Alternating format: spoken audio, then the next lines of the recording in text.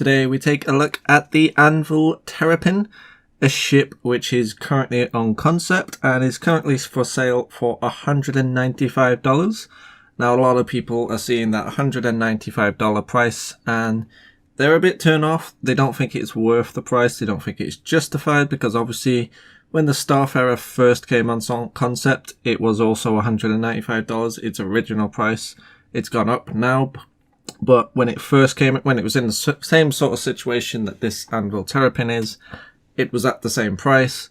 And also $195 is also on sort of par with, say, the Sabre and those sort of ships.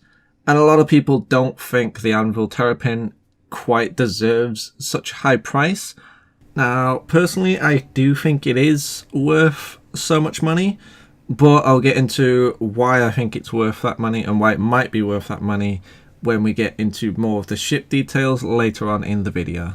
So as you can see from this sort of blueprint view here, we can tell it is very heavily armoured. And we can also tell from what was revealed to us that it is very heavily armoured. A lot of people are calling it the Turtle or the Doom Turtle just because of how armoured it is. And if we go to the actual in-game rendering of the ship, you can see it almost looks like it's got reactive armor plates. It almost looks like it's got plates on top of plates. I don't know if that's just the style of the ship or if it does actually have sort of reactive armor. It's got plates on plates. But either way, whether it does or it doesn't, this thing is going to pack a punch, and it's advertised as being possibly the heaviest armored ship of its size category, of its price range, etc.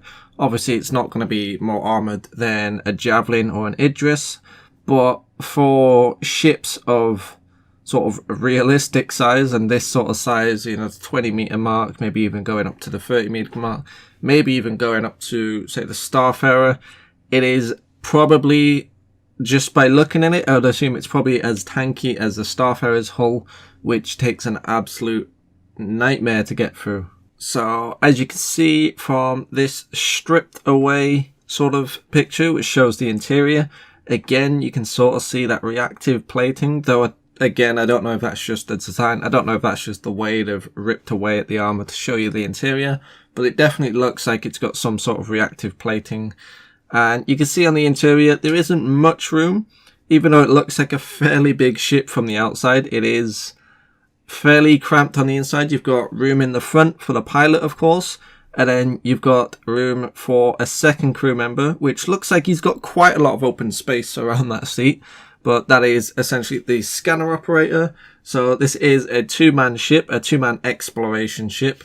A lot of people confused whether it is an exploration ship or a combat ship based on its armor and the fact it's got S5 weapons, but this is an exploration ship, just a very armored exploration ship, and we'll get into the reasons why it's so heavily armored later on in this video and why it's got such deadly weaponry for an exploration ship.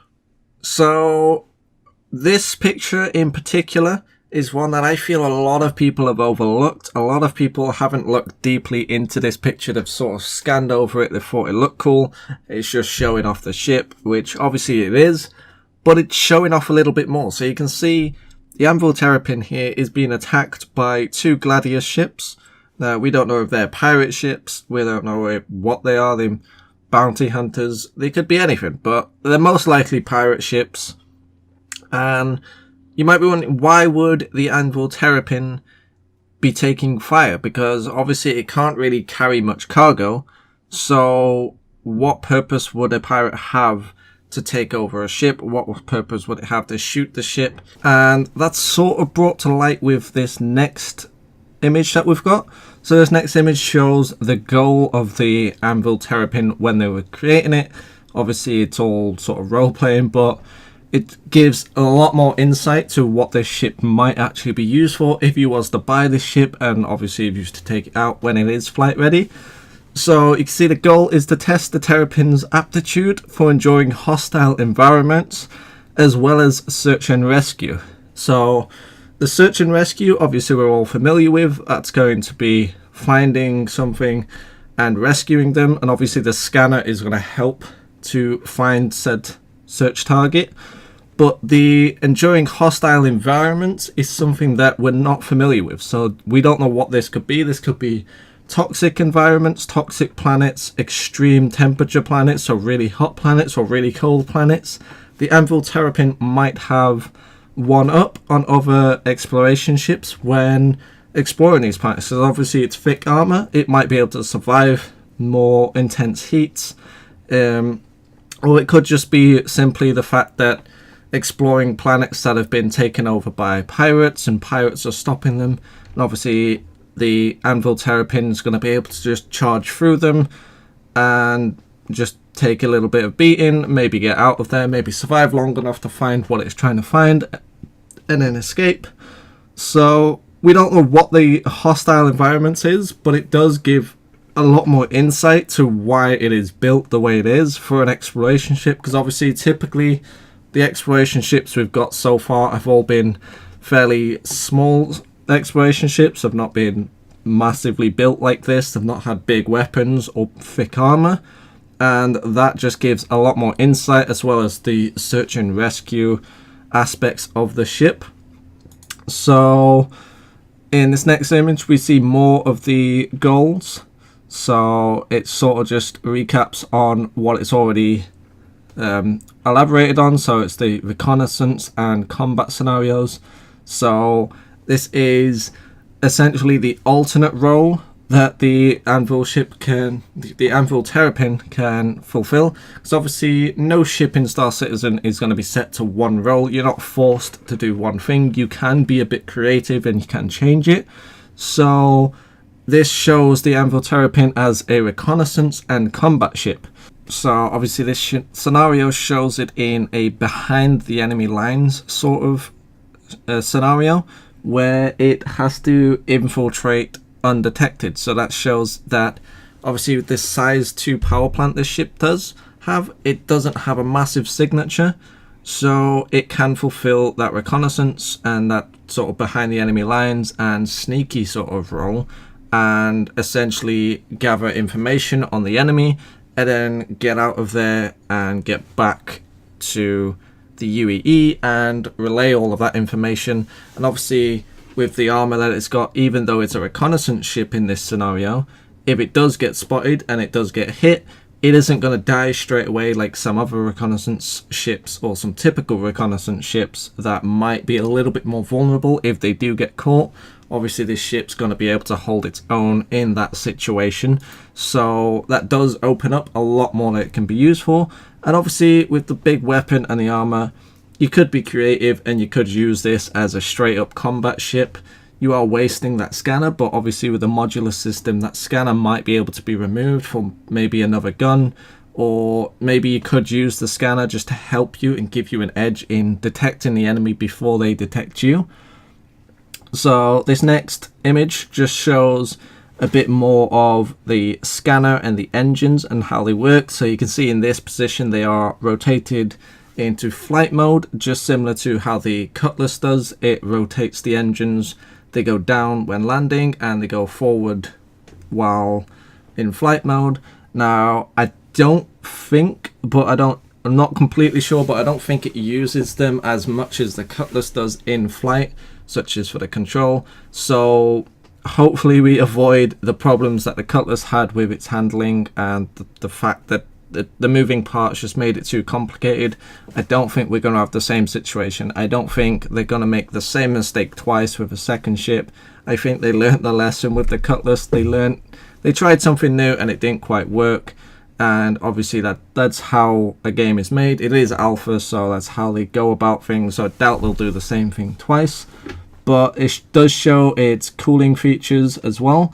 So it shows that early tests showed that extensive operations can cause heat to build up within the reinforced hull plating. So engineers modified the plating panels so that they were able to retract this process, will allow the ship to vent excess heat. So again, this sort of indicates that maybe we could use this in extreme heat situations, extreme planets, like really hot planets. It could vent out the heat. We don't know for sure, but I feel that's where it might have an edge over other exploration ships, and that might be where the price comes in, obviously with the weapon it's got as well. And we see the underside of the ship here, so you can see with the scanner activated, it does come out.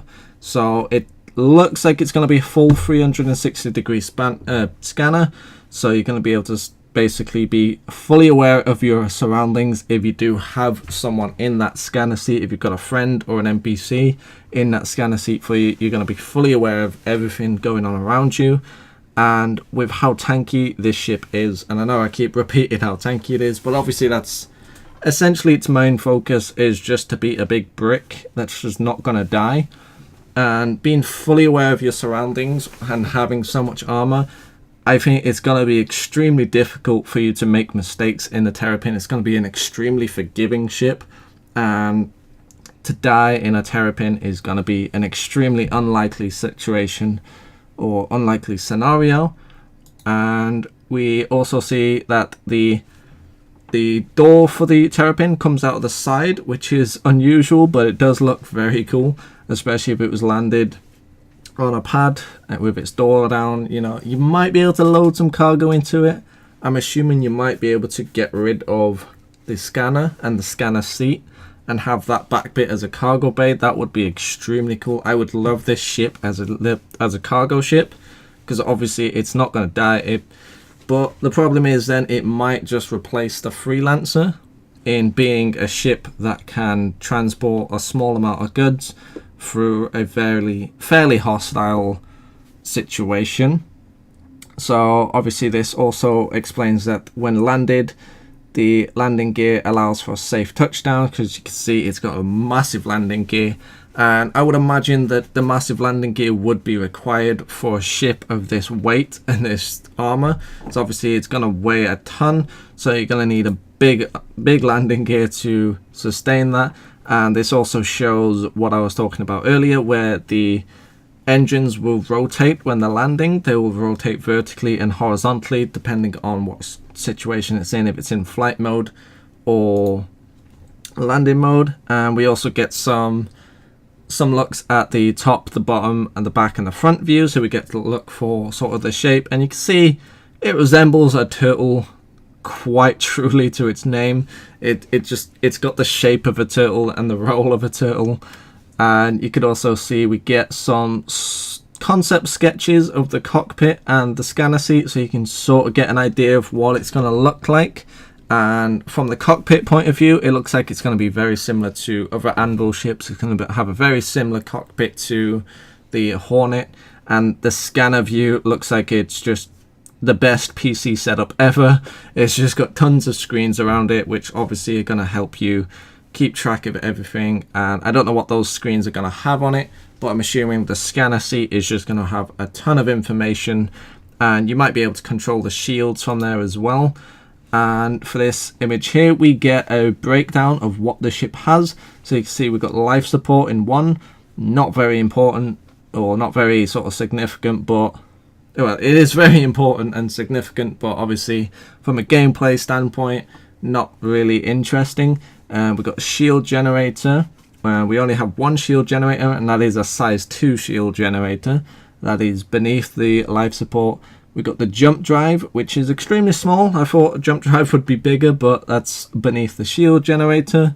Then we've got the avionics, the gravity generator, got the cooler, and then at the back we've got fuel tank, power plant, radar, and fuel tank. So we've got 2 fuel tanks, we've got a radar, and blah blah blah blah.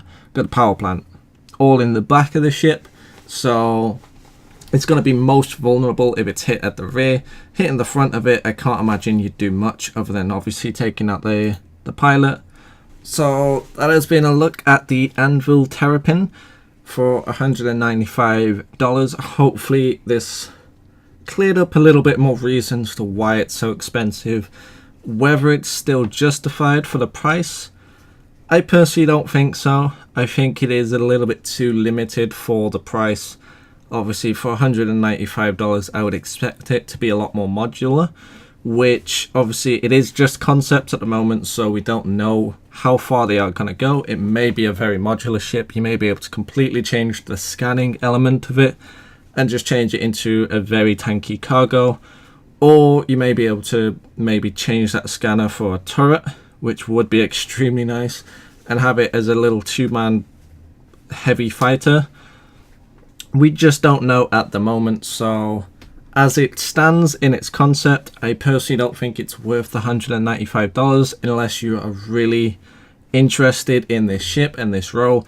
If you're really interested in going into hostile situations, which I personally am not, then this may be the ship for you if you want to explore hostile situations, extreme temperature planets, or maybe pirate taking over systems. Then this would be the exploration ship for you. So that is all for the Anvil Terrapin. I hope you've enjoyed this video, and I will see you guys in the next video.